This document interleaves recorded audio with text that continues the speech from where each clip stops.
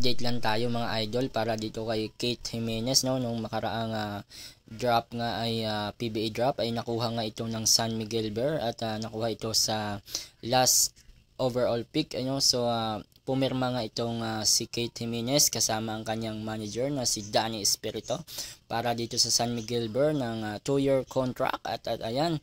So nag-apila nga ang kanyang Jinsan Warriors na team dito sa MPBL at sila pa daw ang merong rights dito para kay Kate Jimenez gawa ng sa December pa nga matatapos ang kanyang kontrata para dito sa Jinsan Warriors. So nagbalik MPBL na nga itong si Kate Jimenez at nakapaglaro na nga ito sa unang pagkakataon. Naglaro na nga itong si Kate Jimenez at mukhang maudlot nga talaga ang tambalang Terence Romeo at Kate Jimenez para dito sa San Miguel Bear. So malamang sa malamang next season na natin itong makikita si Kate Jimenez at meron na rin na mga pinasok sa mga official roster ng San Miguel ay pinasok si Jeron Teng.